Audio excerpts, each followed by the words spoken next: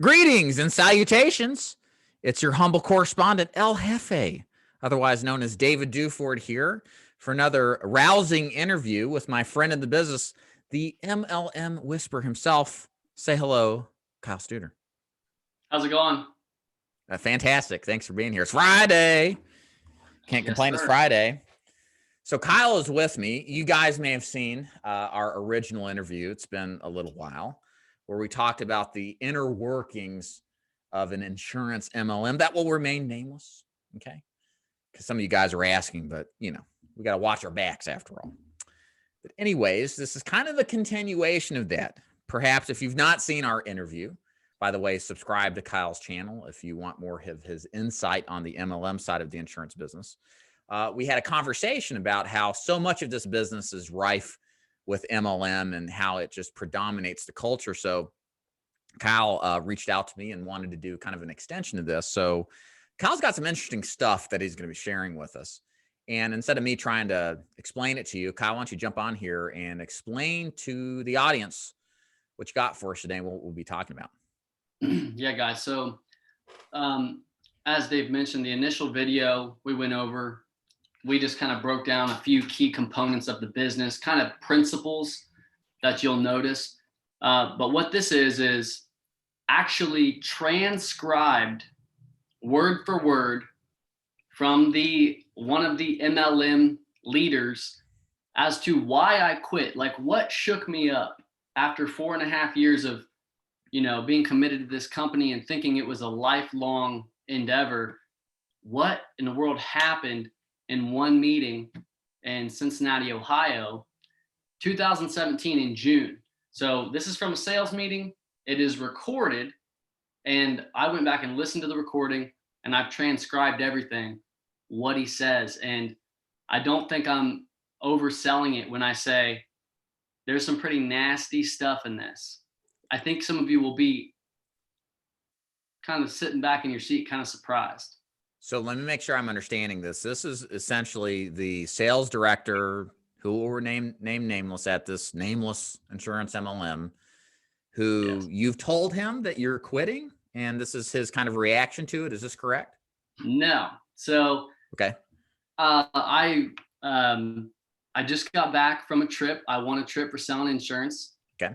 In June 2017, I come back. It's my first meeting, weekly meeting, just a regular training meeting. They at the beginning of the meeting, they said, Kyle, get up there and sell them the dream. Tell them about the trip. Tell them how great it was. So I did that. And then at the end, the second biggest organization in the company, he was a very big organization. He did his training. And this was just a training of his, a talk that he gave. And I was in the front row recording it, taking notes like always. And by the end of it, I had tears in my eyes. I'm thinking like, what?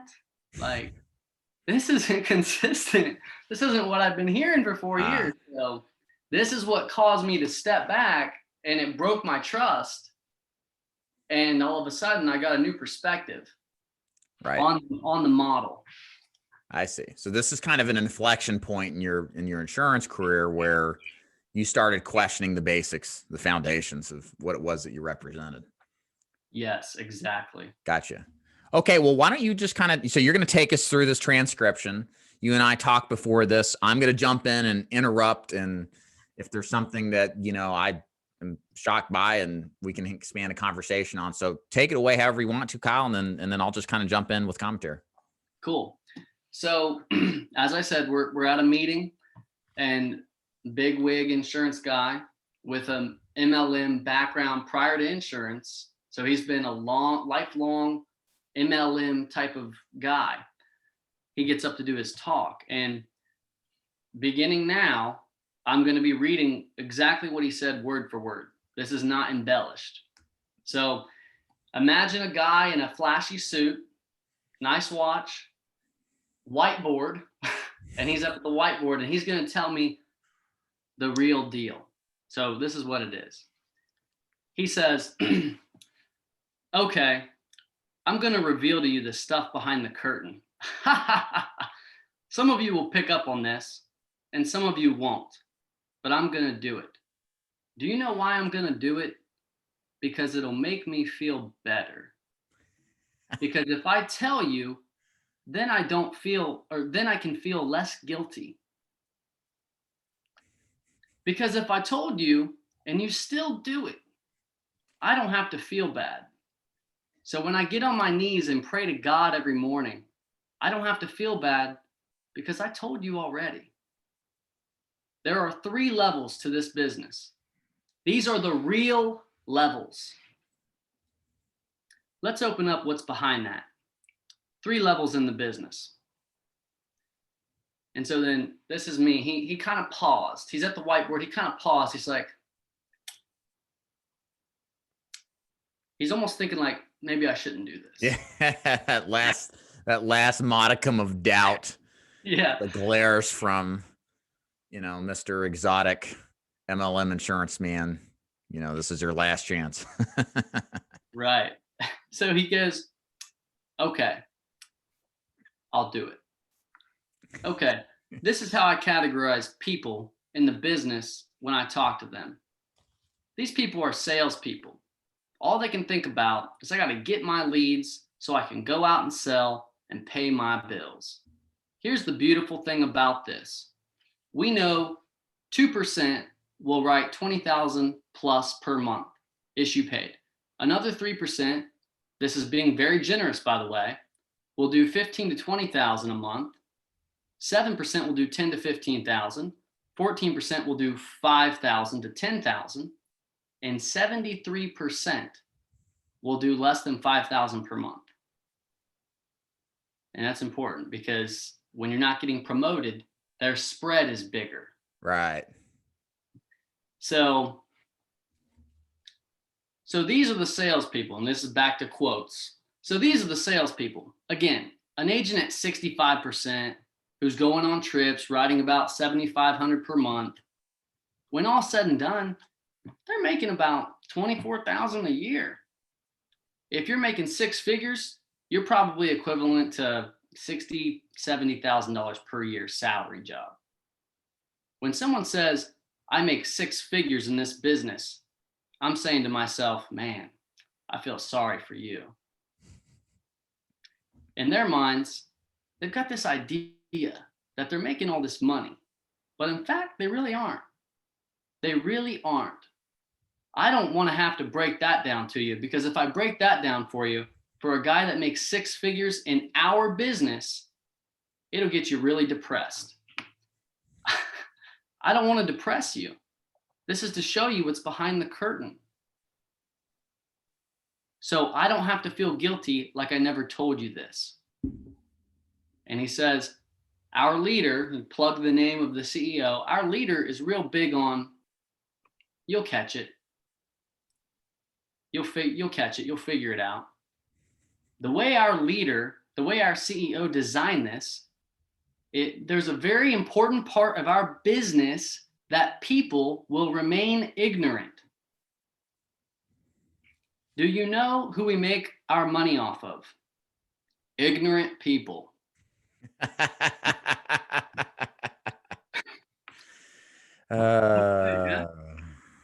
And here's the good part, Dave. The next sentence, this is back to quotes.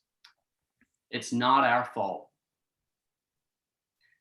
The way this is designed, oh my God, our president has built the most perfect system because most people will remain ignorant. And we override the crap out of them.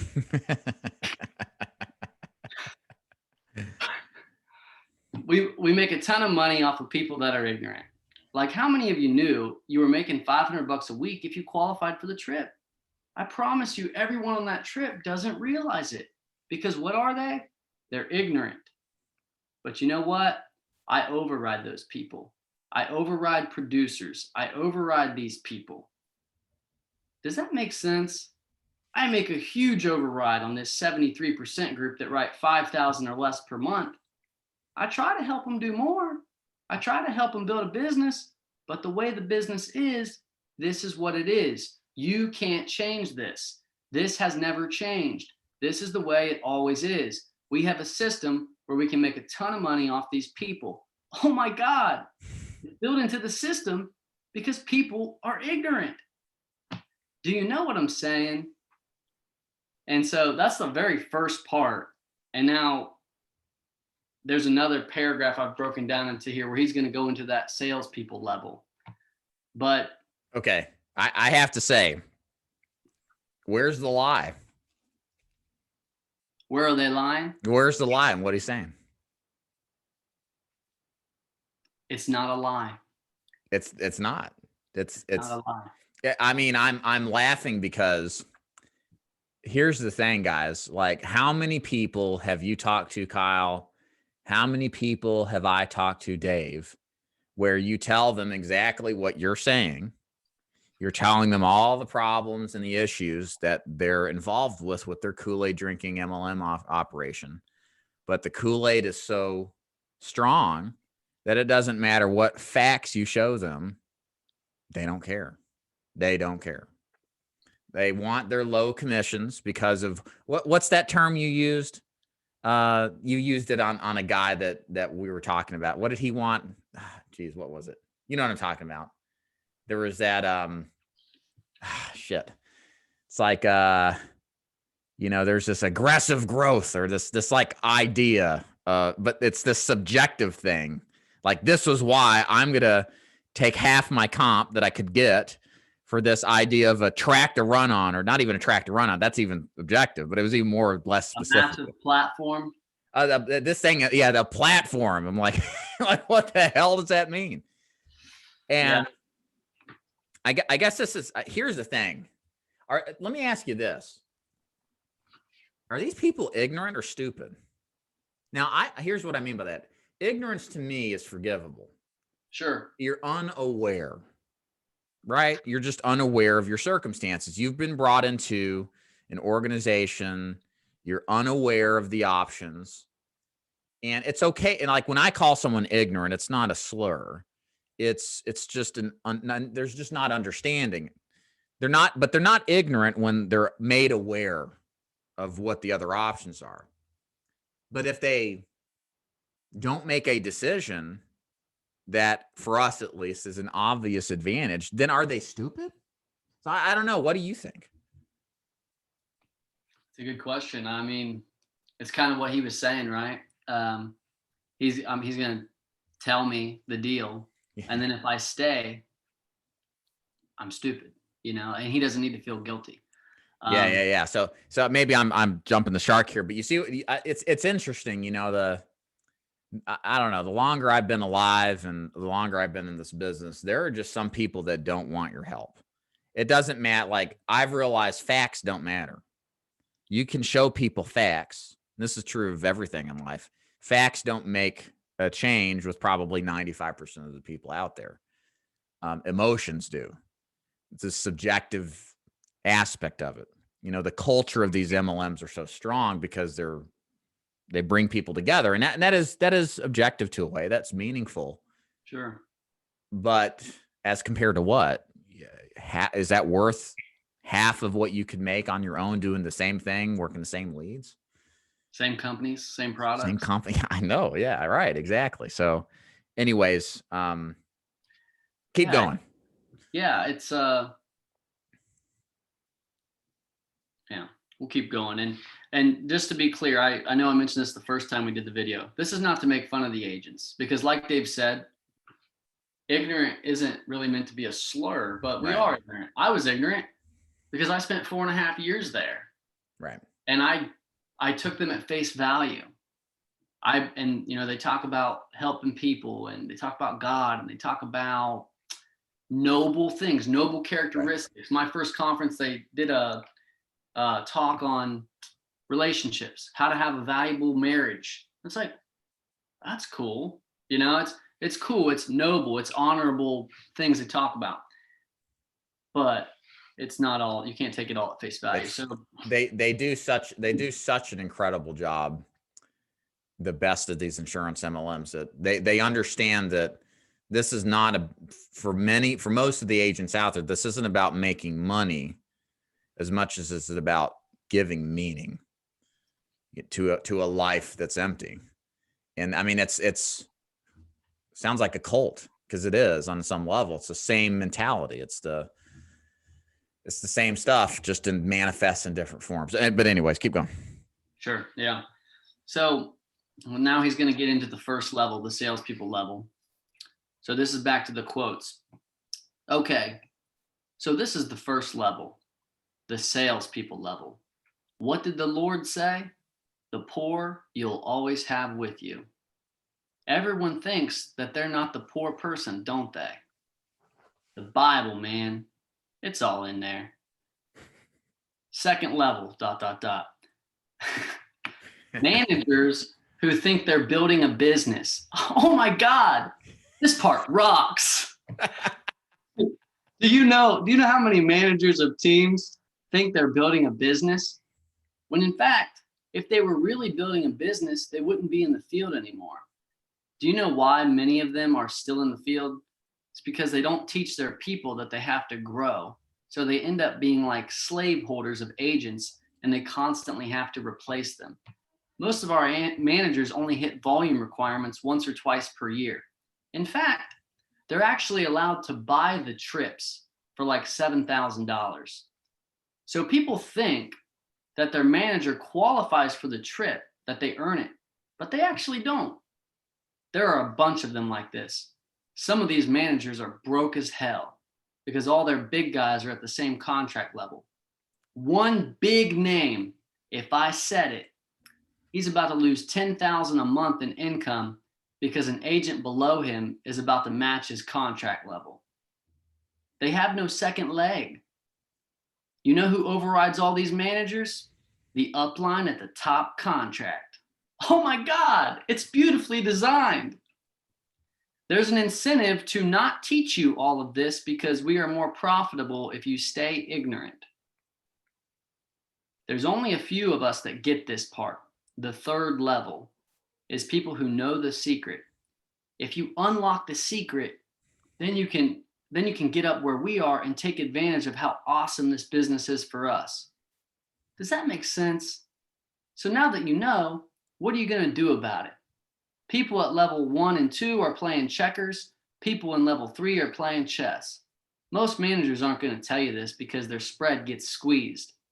Back in the old promotional system, people could get promoted too easy.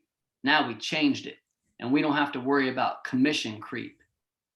This system is so awesome. And what I mean by awesome is that, well, I don't even know if this is sinking in, but at least I don't have to feel guilty like I'm making the money I'm making on ignorant people. But at least I feel I don't have to feel guilty that I'm making the money I'm making on ignorant people because I've told you. So now that I've told you, you're not ignorant anymore. You get to play chess or checkers. This is like cancer. The cancer industry. Billion-dollar industry. Do you think they're really incentivized to find a cure? There's a whole bunch of people who would be out of work. Isn't that a weird thing? It's a weird thing, but it's true. Again, the poor you will always have with you. Ignorant people are poor people. The business is right in front of you. So why don't people build up the right way? Well, either your manager's not incentivized to teach you how to build it properly, or they don't even know how to build it properly. So when your upline manager says, Kyle Studer, we need an example of somebody that can go out and do 30,000 issue paid in a month. We need someone to be that example. When the manager says that, now you know better. While some managers are telling their people, this, I'm telling my agents to recruit. This is how you're going to get rich. This is how you're going to find ignorant people that you will override the snot out of. So the whole point of this talk is to wake you up. You can either be the person overriding people, or you can be the person that's being overridden. Your upline is overriding you like a daggum racehorse. What if your upline isn't operating from this perspective and letting you in on it? Well, I feel sorry for you because you're not going to get this from our president. Well, it's in his book. I'm going to tell all the people all my people the secret. So they are in the know. That's how I'm going to operate. Where guys in other organizations, big names, have no idea. Their managers are happy because they're making a ton of money off these people. That's the whole deal. So how drunk was this guy when he was up there? Oh no, I don't think he was drunk, man. Was he gone the next day? I mean, like, did he last? Yeah, dude. Here's the important part about him. He's real close to the guy at the very top. They've both been in there since the beginning. They knew each other prior to the insurance business, and they both had multi-level backgrounds. So, I mean, this guy knows what he's saying, and I understand. I understand it's not his fault that the majority of people remain ignorant. It's not his fault. I understand that. But the problem is, in my eyes, is that you are selling a dream. You are, on one side of your mouth, you're selling an opportunity to a 22-year-old kid. You can make 100 grand. You can change your life, travel the world. You're selling it as a dream and as a tremendous opportunity, knowing that you're really taking advantage of them and you're manipulating them, and all for financial gain. That's what they have. That's what they're incentivized. That's what their incentive is. So it's not their fault people remain ignorant. It is their fault that they choose to take advantage of people. And they know how their opportunity stacks up against other opportunities, and they know what's available. Almost every IMO, some of them have like a building model, and then there's the wholesale or the brokerage side. So they know. But it's more profitable to put agents at the low comp and sell them the dream of building a massive organization. Do you think it ultimately, is this insurance MLM,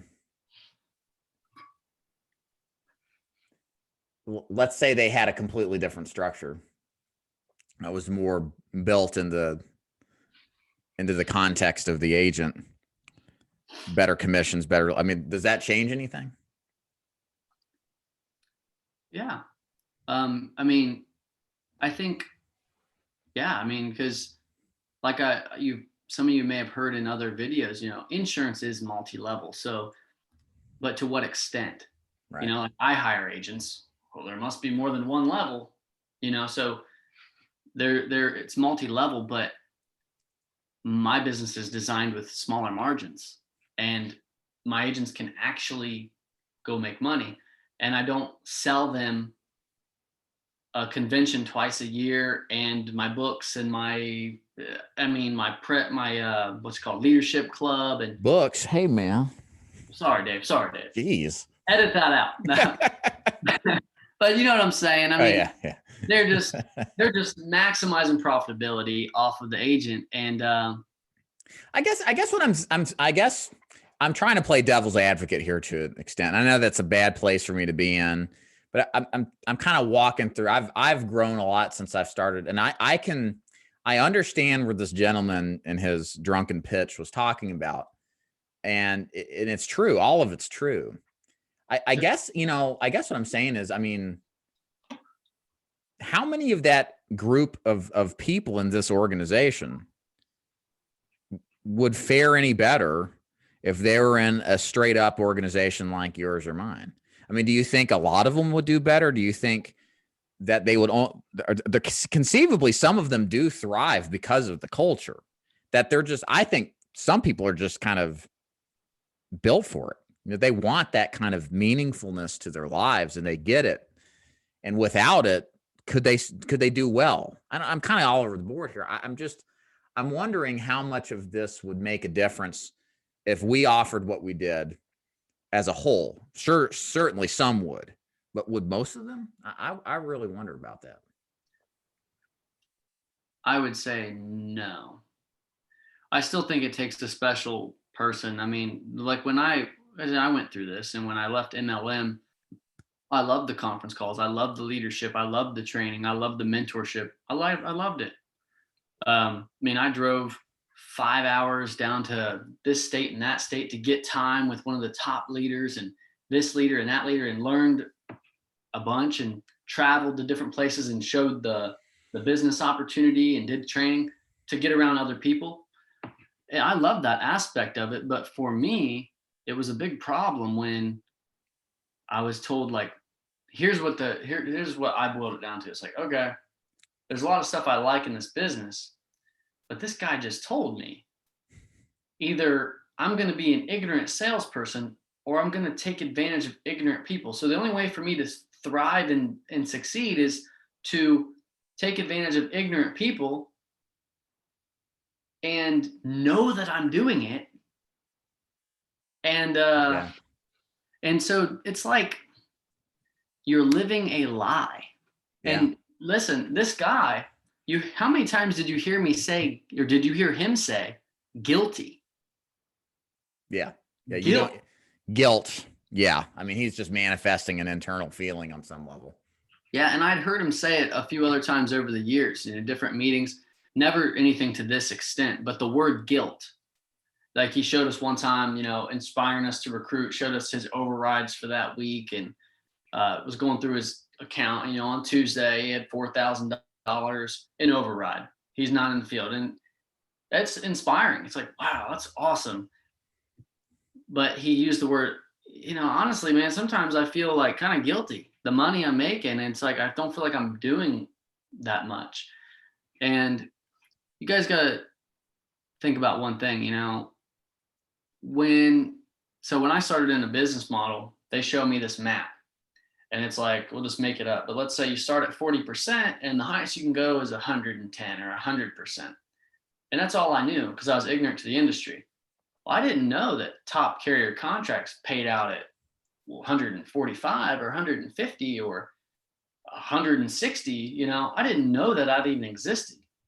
And a lot of agents even asked me that, Dave. They're like, so how do I start at 100% commission with you, Kyle? Same here.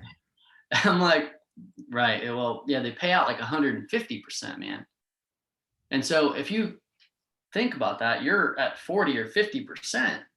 There's an additional 100% being paid out. That means they're making more than you, and you're buying the lead, and you're driving the miles, and you're doing all the work. So when you were at that conference call and it triggered for you, when you realized, I get it. When you looked around that audience, what percentage got it? I think it was just me, dude. Honestly, man, like how many people were there? I was probably 30 people in the room. But and here's the thing, there's more to before that was kind of the juiciest stuff, what I transcribed, but there was more to it before that, where he actually took the time to break down, someone wins a trip, they sell 130 or 150,000, and he starts breaking it down. And he's almost like mocking the agents, like, do you even have health insurance? Like, are you paying for that? Are you putting any money back for investments? Like, you're buying your leads, you got your gas, you're doing this. Like, he whittled down a good producer at a 65 contract level to the $500 a week thing, to $24,000 a year, net. And he said, you'd be better off working at McDonald's. And so he was like mocking the salespeople. And I was the only person in the room that won the trip. So I'm the producer that, put the effort in and worked hard. And then you just had me stand up to inspire the people to do it. And then you stand up and like kind of mock me, make fun of me, tell me how broke I am, broken, stupid, and ignorant. And so I probably took it the most personal. Yeah. And the other people, man, I don't get it. I don't get it. But I do talk to MLM agents. There are some that break free. And I talked to a guy about a month ago. He wrote $300,000 in business, dude. And he told me, he said, Kyle, I know what you're talking about, man. I won Rookie of the Year, and I have been that broke agent. man, 300,000 in a year, dude, and you're struggling. Like you can't pay a mortgage and your basic bills. You can't get ahead. So yeah, it's you know, the kind of takeaway here for me, just listening to this, is just, you know, how many of a lot of my audience will get it. A lot of your audience is going to get it, but 95% people, they just won't. You know, their brain isn't wired the right way. They've been successfully programmed to respond abhorrently to any suggestion that their belief system is crooked and it's based off of lies. And, you know, they're trained to think in a reactive, negative way to us. I don't know. I'm sure there's psychological programming at these MLMs that you talk about that put a wall around the agent's mind to keep them herded on the MLM. So it's just weird.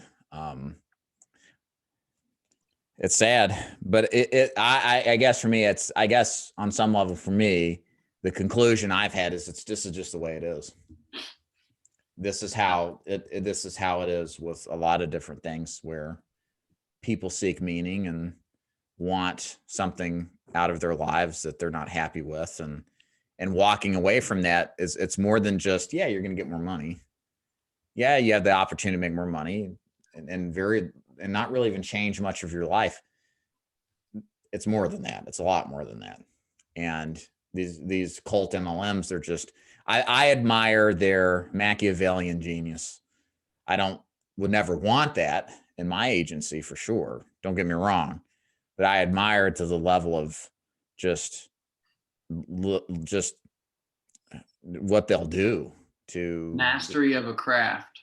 Yeah, they're geniuses at it. And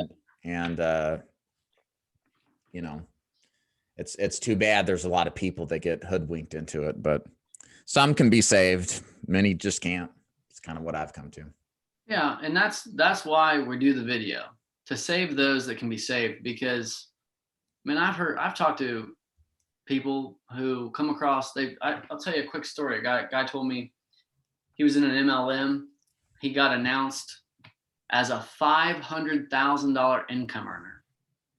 Comes across stage, and he said to me, yeah, man, I remember. It was like an inflection point for him. And he's like, I remember standing on stage, Kyle, being announced as a $500,000 income earner. And I remember thinking, I have no money in my bank account. And so what, now, is that guy bad with his money? Yeah, maybe. But the point is, it's truly smoke and mirrors. You've seen smoke and mirrors, like we've all heard smoke and mirrors. Well, with smoke and mirrors, people can appear bigger than they are. You know those mirrors at the fair where you walk and it gives you this funny shape, or you look like you're 7 feet tall? I used to hear the president talk about it like it's a show. It's a show. And when you bring a new agent up and they say, hey, Johnny Smith, how much you sell this week? 7,000. All right, where are you here on the map? Oh, I'm at 70%. People in the audience, new guests, they think, wow, this guy made 70% of $7,000 this week. This is a great thing. And they don't know what to ask. Yeah. The devil's in the details. Sure. And they just don't understand enough to drill down. So here's my question. People at the top of the pyramid, this is what I can't understand, is they know exactly what they're doing. Like you and I and a lot of our audience are clearly aware of the scheme being played, that this whole thing benefits the top. I guess what gets me is the level of just, I don't know, Machiavellianism to accept that, what goes through the mind of a guy at the top of the level? Like, do they feel no remorse? Do they not feel like what they're doing is wrong on some level? Are they a sociopath? Yeah. Yeah. Like what is it that's motivated? I don't understand. Like, I've thought about that too, dude. I don't know. Like when I was younger, when I was in that company and I followed the president around a lot, that's a question I literally asked myself. And at the time I'd ask myself, like, I would kind of question my own self. I'd be like, do I just not have that level of ambition? Yeah. Am I not that motivated? I thought I was a hard worker, but am I just not that hard of a worker? Am I not that motivated? Does he just have some incredible drive? Well, I heard in just a random movie, I think it was called, has nothing to do with this, but it was called like Kodachrome, something like that. There's an interesting line that stuck out to me. The guy was like, he was like one of the last photographers who used real film and developed it. And he says this thing in the movie. He says, any great man isn't driven by the want to be great. They're driven by sex, rage, power, money, and that it's a gaping hole that can never be filled. And because I question that, man, I'm like, damn, man, like you got a Ferrari, you got a helicopter, you got a plane, you got this, you got that, name it. The guy's got it. And I just wonder, like, what for? Yeah. Like, what for, man? And like, you're still motivated? Like, to an extent, it was, at the time, I thought it was impressive. Like, I think Tom Brady is so impressive because he just continues to strive for greatness. And I've asked myself, I was like, man, you know what I'd do? I'd probably get a little lazy. Like, I'd probably win a couple championships to start feeling myself like, yeah, I am pretty good. Well, he just keeps going, and that's admirable, you know? But, you know, in the insurance sense, I just wonder, it is admirable, but he also knows that he's taking advantage of people, and people fail out of the business, and they just, there's a lot of dirt. There's a lot of dirt. Yeah, that's what always gets me is what goes through the heads at the top. I mean, I'm at the top of an agency, and you know, I have my morals and ethics of how to best administer an opportunity, and there's no promise of success. But I mean, you know, I don't go to the bounds of creating a culture, not to that extent. It's cult-like. It is a cult. It'd be interesting to get into the minds of, it's like what is it? The Jones cult, you know, it's like the same. It'd be interesting. I had to go back and watch some of those old documentaries. Like, why did he think the way that he got everybody to think? Was he in on it as much as he brainwashed as much as the rest of them? You know, so-and-so is brainwashed as the rest of them. I don't know. It's, are they sitting there laughing at us, you know, having fun, taking advantage of everybody? That's what was, I think, powerful for that information we shared, is that the cruelty, the willingness to be cruel, and willingly take advantage. I'm not saying that I'm like on a high horse and I'm just the most altruistic person ever, but man, the things he said, it's pretty cut and dry. Well, you know, it's interesting, and the thing with him is he's publicly acknowledging this. He's showing it as bare, as honest as I've ever heard. But does he have an inflection point? Does he change? It's like he's a victim, not a victim, but he's a participant in the same scheme. And the guilt, it's funny. It almost is like narcissism. It's like the guilt doesn't really change anything for him. It's almost just like a steam valve, a valve release. You know, and this is just speculation, but I can tell you this has come from five different sources at least. And I hope I'm not giving too much detail, but there are particular leaders, at least in the company that I came from. I mean, I've talked to people that tell me this, and I was like, you know, I heard that before. And then one person says, yeah, I was really good friends with so-and-so in the accounting department, and they told me so-and-so. So there's speculation that some of these people can't leave. They've sold out. So-and-so's paid off their house. Now they can't leave. Sign a contract, can never leave. so-and-so is in debt for the carrier trips, owes him for 10 trips or 8 trips, whatever. And so he owns you. And so this is called leverage, manipulation, sign my contract. It happens a lot in the music industry too, like sign a contract. And then it's like this. Let's say somebody approached me and someone said, hey, or someone approached you, Dave. They said, Dave, man, we love you, man. We love the authenticity. Love your brand. Love what you've been able to do on your own. Here's what we have to bring to the table. We're going to give you X number of dollars. Maybe it's a lot of money, 100 million. We're going to give you this much money. And then it looks like a good deal. You sign a contract, you take the money, and now they've got a hell of a lot of say-so with what you do with your life, your activity, your brand. So because you took the deal, now you have to play the game. You're an employee again. Right.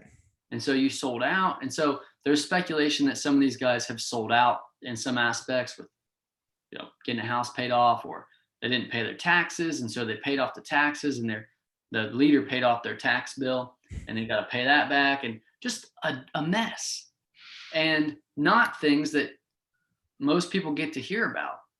And so that's sad, man. And it's sad. I could never imagine selling out and then living my life day to day. Yeah. That would suck. Yeah. It's keep your autonomy. No level of money is worth losing your autonomy and who you are. Yeah. And then, he brought up the Bible, of course, naturally. The borrower will be slave to the lender. Yeah, there you go. He's projecting his own problems for everybody to hear, right? Yeah. So were you surprised at all, Dave? I mean, is that kind of what you expected, or was it more than you expected? Or it's funny. It's the level of truth that comes out of that in multiple regards. Is I never would have imagined it would be in front of the head honcho. I never would imagine that person would be around. If I were to put myself in that particular person's shoes that we're talking about, that guy would have been gone in an instant. That guy's like breaking the mold. He's outside of the matrix. He's dispensing red pills, to a sea of people high on blue pills. The perception is reality, and it's so important to keep that.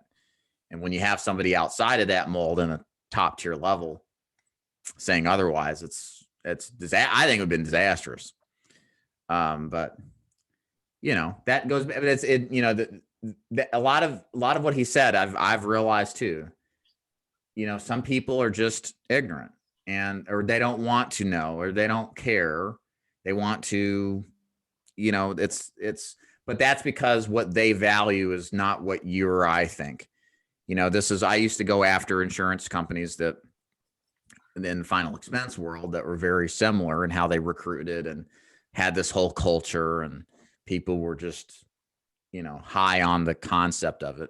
And they were the most difficult people to recruit. They were damaged goods, and to walk someone back from those years of molding and manipulation and programming is very difficult. You can't do it. The person like you has to go through an inflection point and through a process of turning around to escape. And that doesn't happen overnight, so, but yeah. That's one thing I would tell the audience too, man. That's been one of the biggest pleasant surprises that I didn't even know would happen. When I left because this isn't morally what I thought it was. And then I started really thinking, we found out we were having a baby. I was like, man, I need to make more money. Like, yeah. I need to, life's getting real. And one of the biggest perks of being on the independent side, man, has been the creative control, the autonomy, like becoming, I'm not trying to sound weird. I really feel like I had changed a lot being in that company. And it's no surprise when you open up your mind and your heart to the conference calls, 5 hours a week. You go to the trainings and you're taking everybody at face value, and these are your mentors. And so they're guiding you and teaching you. And I changed a lot and I learned a lot of good things, but I became less of myself. And being independent has been so freeing because it's weird, Dave, and this is a bit off topic, but being independent, it's like opened up my mind to other possibilities. Like, oh, I could market myself other ways. I'm just a person out here, I could create this and I could sell it to my audience. I could do this for the industry. I could do this. So it's like it takes a lid off of your mind. You're no longer seeing it from their lenses, There's a lot of opportunity. Here's the truth. All the ignorant people who choose to be ignorant, which I would call stupid, didn't make it 15 minutes into this call. They yelled at the screen and they said, "Why are you bad mouthing other organizations? You won't name them," and all this bullshit. The people who are still watching, which I know the stats on my videos, it's about 20% of you who are near the end because you've got an attention span. You're obviously not trying to, pat you too much on the back, but if you've gotten this far, obviously you're different. You're the minority. You're a thinking person. And if you're inside of this situation, probably didn't, make the inflection point probably didn't happen in this video. You probably already experienced, and this is giving you that reinforcement. And for those of you who are here, independence is the way out.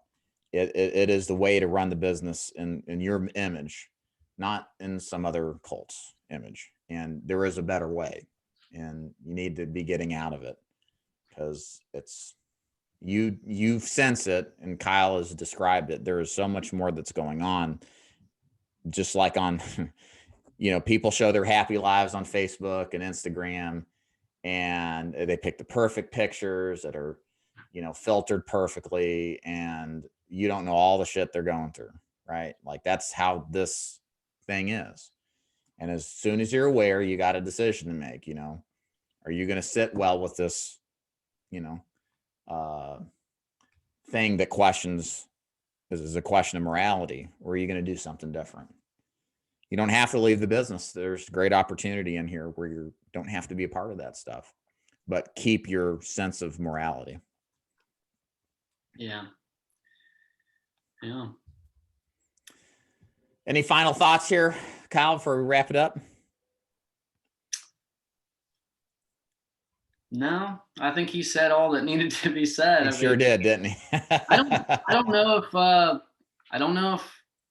I'd love to hear if people out here have had an experience like mine. I'd like to hear about it. And but I mean, it's rare for someone, making $20,000-$40,000 a month residual income to open their mouth and tell you point blank, "Hey, dummy."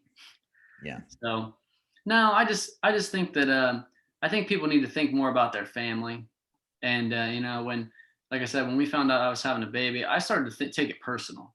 Like I took it personal. I thought I still do. I think, man, they don't care about me. They don't care about my little girl. They don't care about my wife. They don't care about me. And I took it personal. It's like, and you should. If you're an MLM agent, like, dude, do you think I make this up?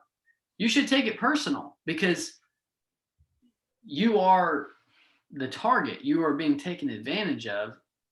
And the money that you're generating, instead of going in your pocket for your family and for your life, it's going in so-and-so's pocket. So I mean, that'd be my last thing. I mean, you should take it personal because it is. They might smile and welcome you at the meeting. "How you doing, buddy?" And I mean, there's so much stuff that we could talk about, but it's all set up for financial gain. And I sincerely believe people will be better off if they take it personal and, go out and do their own deal. And that doesn't mean you don't have support and that you got to figure stuff out. It's the same stuff. You got training, there's Zoom calls, you got help. You're just going to do better financially and be out from under them steering your ship. You need to be the captain of your own soul. But most people don't. Most people are like the sheep, and they're going to be taken down to the slaughterhouse. And so we're looking for the sheep that wants to leave the herd. So if you're like 1 or 2 of the 100 out there that are not cheap, then maybe you should consider another option. So tell my audience where they can find out more about you, Kyle. Yeah, guys. So I'm most active as far as media platforms. I'm most active on Facebook. You can add me on there, but you can go to kylestuder.com and get more about my agency. It tells you some basics. And if you scroll to the bottom, you can get in contact with me. Email is best because I might get an influx of telephone calls. You can call me or text me, but email. And then I have a channel on YouTube where I talk about all kinds of stuff, MLM and final expense, life insurance. I'll put your link to the YouTube channel in the description, guys. So just go to it. You'll click the description box to see it there. Cool. Kyle, thanks. I appreciate it, man. Yep. Have a good one, bud. See you. Bye.